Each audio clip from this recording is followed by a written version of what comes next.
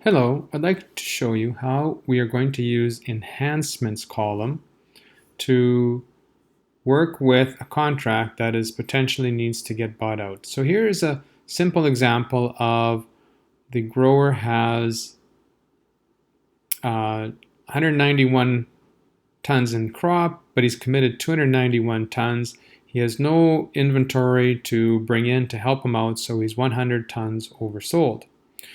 So we have here is as sale for the full amount of how much the farmer has to sell and it is sold. But he also has another contract of 100 tons, which he's contracted out at $700 a ton.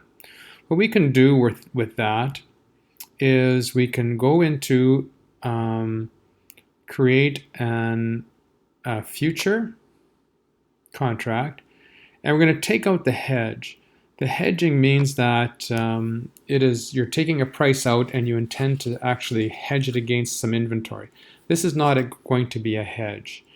And so we're going to put in 100 tons, and we're going to say we bought it, and you can put in whatever date it was that this contract was entered into. And the price was $700. And we're going to call it a short contract because he sold the 100 tons without having it in inventory.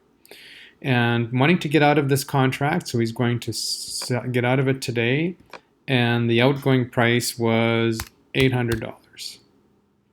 So we have 100 tons that was bought at 700. No, I'm sorry. He has 100 tons that he sold at 700 back in June, and doesn't have the inventory, and so he has to buy out the contract, and it's at $800. Okay, so this is going to, let's call this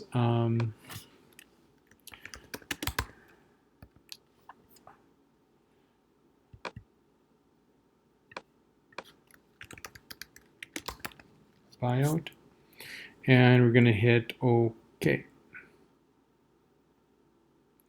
So I've gone into the display column here and showing what the enhancements are, and it shows up on the right hand side.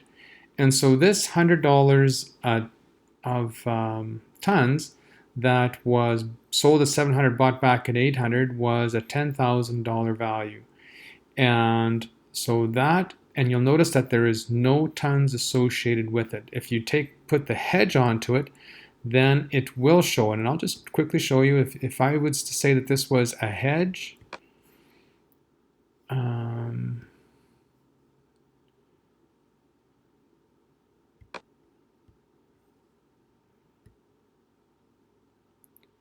That you would see that now that buyout is in the futures column, because that would be taking out a hedge against inventory.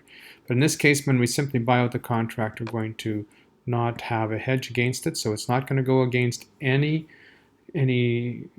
inventory, but the dollars are going to change what the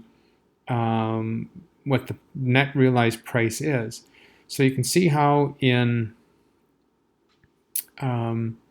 we have this oversold. So now this oversold, if this is contracted out, and so in your system, I believe that these tons would be canceled.